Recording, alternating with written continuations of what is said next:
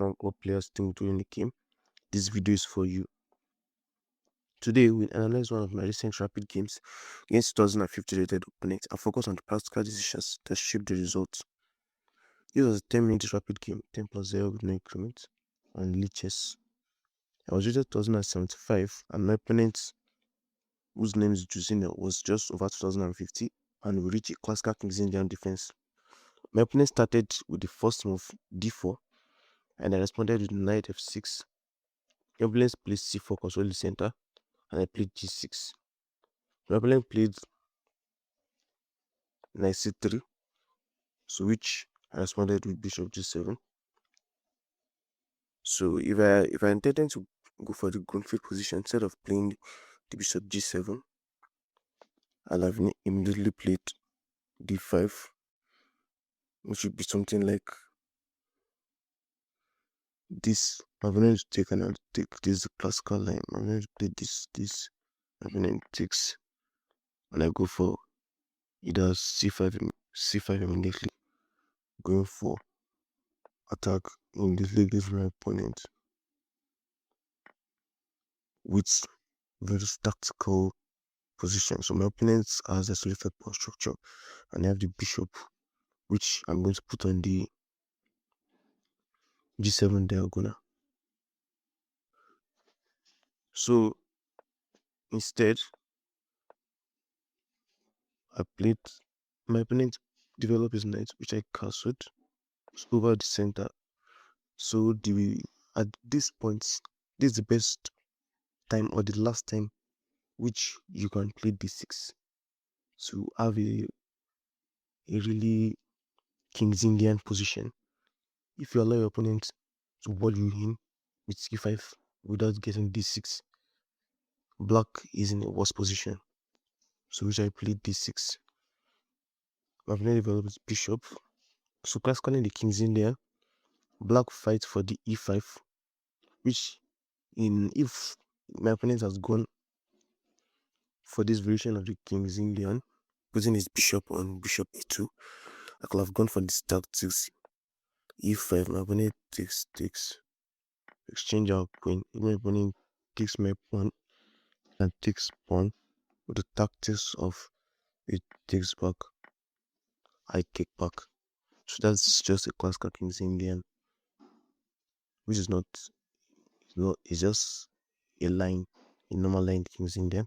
Let's back up. So instead, we got bishop here. I put my knight on d7 with the aim of preparing e5 or c5. My opponent castled and initially immediately broke with e5. My opponent locked center. I help my nail to the c5 outpost.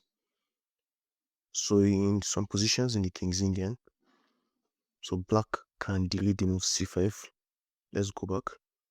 It's probably ideas like f5, but let's say my opponent plays something like bishop here.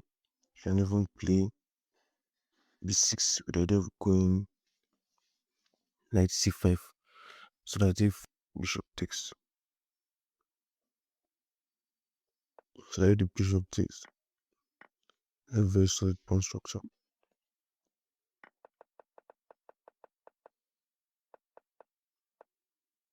So instead, when I play knight c5, also some players might decide to bring back their bishop either to c3 or e2, which gives black enough time to play the move a5. For example, my opponent did b4, just took the bishop. Yeah, this is a really nice advantage for black, because in most positions in the King's Indian, black aims for there's like f5, so breaking in the center, and with that there's less defender of the light square, which you don't have to even worry about the light square. So you can just your light square bishop most time will be sacrificed on squares such as h3 and ideas like that. So instead, we have this position. My opponent took back, so up my knights. So there's a famous saying that knights on the rim are dim. Or in this position, so I'm either inducing my opponent to play the move g3, which weakens the light square around this king, or gives us bishop for the knight. So which my opponent are seeing that he plays the move h3, which I responded by striking the center because normally I said we need to move f5 and this is the right not to play f5. So my opponent moves the queen back up my knight in the center. Immediately my opponent chips off the knight. So I took back. So in this position, my opponent took. So I was thinking of this tactics, pawn takes. So generally I was thinking probably queen here. And if I either was give up this, just be pawn takes, pawn takes, pawn takes, also pawn knight takes, queen takes.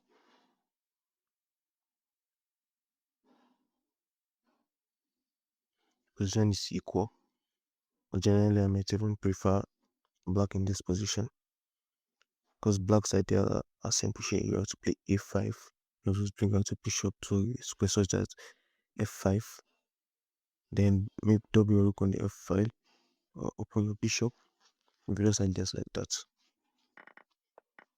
So instead, we just take. My opponent sees that his knight is hanging. Pushes pawn. So I took the free pawn. Up designing the center, which was a big mistake on this part. So can you find the winning move in this position?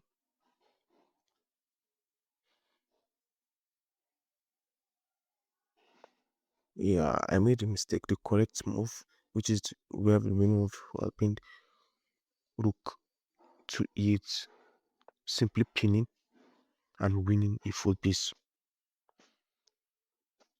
So instead, I moved my queen attacking and then defense's queen. I took a free pawn, which instead I should have continued with the idea of playing q1 or playing kicks.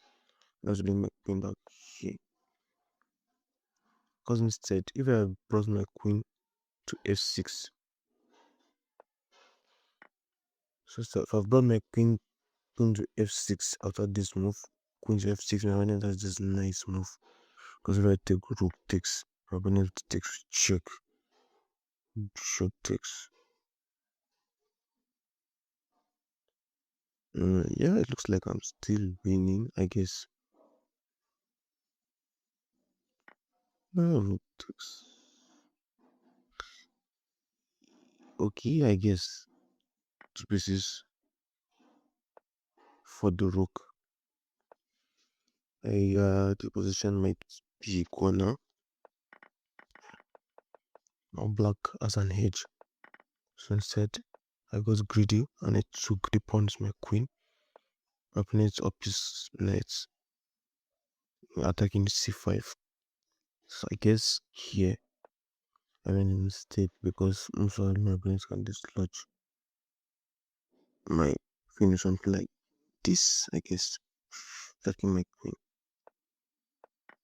Well, you said my opponent does not find the best move to defend just queen. Being taking this one out of the way for many hate idea. Immediately I see the opportunity, kick out his knight, drop his knight in. Immediately I was back in control back. My remove his knight. Calmly I develop my bishop. His knight center. I struck back with the aim of dislodging his knight. I chop his knight. Gave up my bishop. It took. I dislodged his knight. Attack my queen.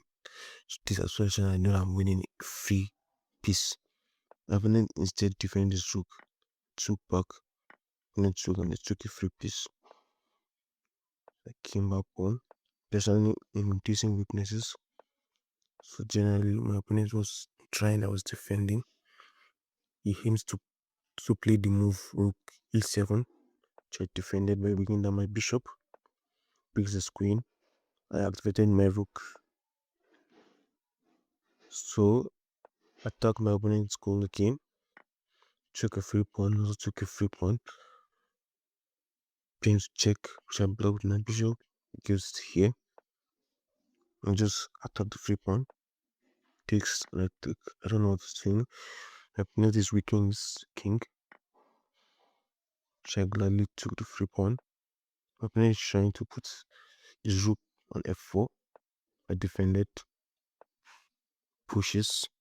I took over the open file. His king is free. Gave a check. So I came back home. Goes back. I attack. It defends his king. I put my rook with the idea of squaring with the move rook to c3. I defended. I gave a check. My opponent goes up. I gave a check. Defended. So here I was just creating a meeting it. I gave a check. It blocks. I gave a check. Blocks. Gave a check. It blocks. I gave another check. Preparing Miss Long. And then made the final blunder. I gave a check. Moves king. So I gave a check. Moves king. Give the final check. So here, can you see the winning move? Mate in 1. So which is queen g2.